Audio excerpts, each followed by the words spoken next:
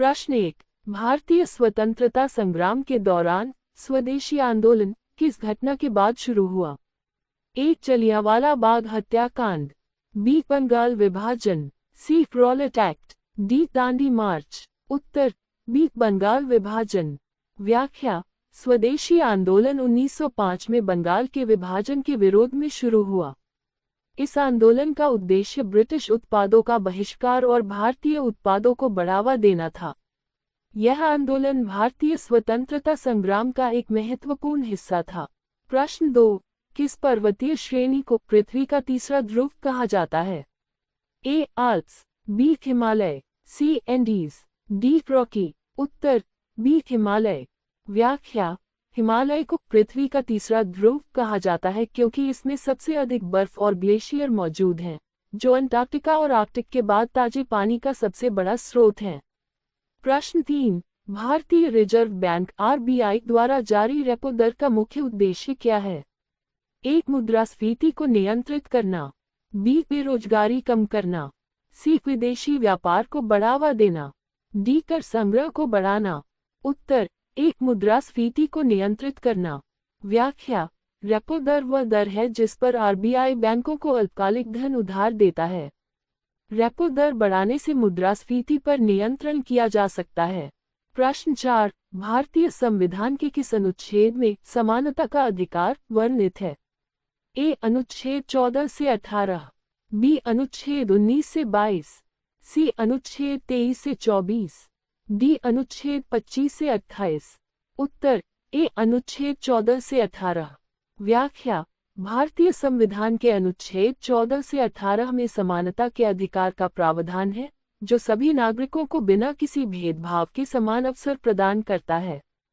प्रश्न 5। मानव शरीर में सबसे बड़ा अंग कौन सा है? ए. हृदय, बी. यकृत, सी. मस्तिष्क, डी. त्वचा। उत्तर डी. त्वचा। व्याख्या: त्वचा मानव शरीर का सबसे बड़ा अंग है जो शरीर की सुरक्षा के साथ साथ तापमान नियंत्रण और सेंसरी फंक्शन का काम करती है।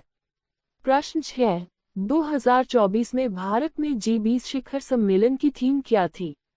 ए. One earth, one family, one future, B. Sustainable development for all, C. Global unity for peace, D. Together towards tomorrow. उत्तर एक. One earth, one family, one future. व्याख्या: 2024 में भारत ने G20 शिखर सम्मेलन की मेजबानी की, जिसकी थीम वसुधैव कुटुंबकम पर आधारित थी। प्रश्न 7। अशोक का धम्म मुख्य रूप से किस पर आधारित था? ए. बौद्ध धर्म, बी. जैन धर्म, सी. वैदिक धर्म, डी. भक्ति आंदोलन। उत्तर ए. बौद्ध धर्म। व्याख्या: अशोक का धम्म बौद्ध धर्म की शिक्षाओं पर आधारित था, जिसमें अहिंसा, धार्मिक सहिष्णुता और सामाजिक न्याय को बढ़ावा दिया गया। प्रश्न 8। कौन सी नदी सांगपोक नाम से जानी जाती है? ए. गंगा, बी. ब्रह्मपुत्र, सी. यमुना, डी. महानदी। उत्तर बी. ब्रह्मपुत्र। व्याख्या: ब्रह्मपुत्र नदी को तिब्बत में सांगपोक और बांग्लादेश में जमुना के नाम से जाना जाता है। प्रश्न 9। भारत में मुद्रा योजना का उद्देश्य क्या है? एक. बड़ी कंपनियों को ऋण देना, बी. महिलाओं को शिक्षित करना, सी. छोटे और मझोले व्यवसायों को ऋण उपलब्ध कराना, डी. किसानों को सब्सिडी प्रदान करना। उत्तर सी. छोटे और मझोले व्यवसायों को ऋण उपलब्ध कराना। व्याख्या: प्रधानमंत्री मुद्रा योजना (PMMY) का उद्देश्य छोटे और मझोले व्यवसायों को वित्तीय सहायता प्रदान करना है, जिससे वे अपने व्यापार को बढ़ा सकें। प्रश्न 10। भारतीय संविधान के अनुसार राष्ट्रपति शासन किस अनुच्छेद के तहत लागू किया जाता है? ए. अनुच्छेद 352, बी. अनुच्छेद 356, सी. अनुच्छेद 360, डी. अनुच्छेद 370। उत्तर बी. अनुच्छेद 356। व्याख्या: अनुच्छेद 356 के तहत राष्ट्रपति शासन तब लागू किया जाता है जब राज्य सरकार संवैधानिक कार्य करने में असमर्थ होती है। प्रश्न 11। प्रकाश वर्ष किसका मापक है? ए. समय, बी. दूरी, सी. द्रव्यमान, डी. वेग। उत्तर बी. दूरी। व्याख्या: प्रकाश वर्ष वह दूरी है जो प्रकाश एक वर्ष में तय करता है। ये खगोलीय दूरी मापने के लिए उपयोग होता है। प्रश्न 12। 2024 में किस भारतीय खिलाड़ी ने लॉरियस वर्ल्ड स्पोर्ट्स अवार्ड जीता?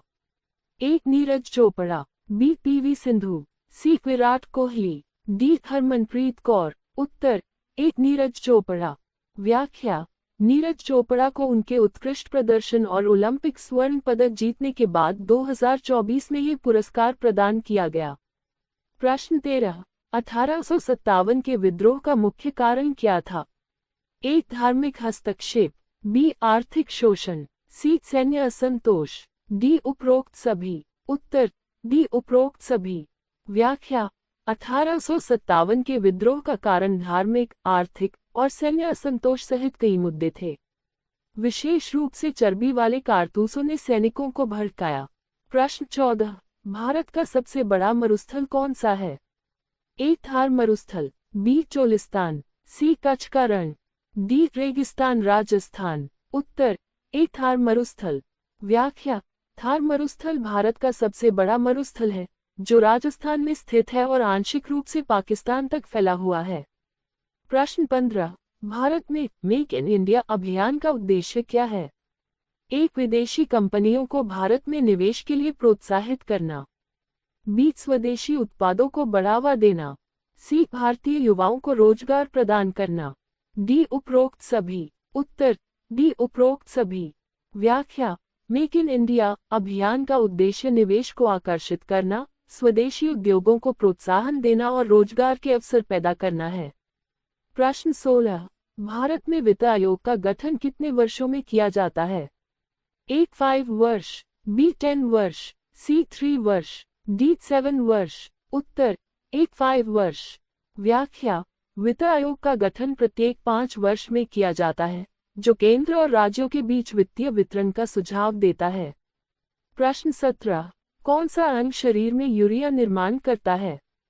ए. Kidney, B. यकृत, सी. पाचन तंत्र, डी. हृदय। उत्तर बी. यकृत। व्याख्या: यकृत लिवर शरीर में यूरिया का निर्माण करता है, जो प्रोटीन के टूटने से उत्पन्न होता है और किडनी द्वारा उत्सर्जित होता है। प्रश्न 18, 2024 में भारत में लॉन्च किया गया चंद्रयान 4 किस उद्देश्य से था? ए. चंद्रमा के दक्षिणी ध्रुव की खोज, बी. मंगल पर पानी की खोज, सी. सौर ऊर्जा अध्ययन, डी. गहरे अंतरिक्ष अन्वेषण। उत्तर ए. चंद्रमा के दक्षिणी ध्रुव की खोज। व्याख्या: चंद्रयान 4 को विशेष रूप से चंद्रमा के दक्षिणी ध्रुव के क्षेत्र में जल की खोज के लिए डिजाइन किया गया था।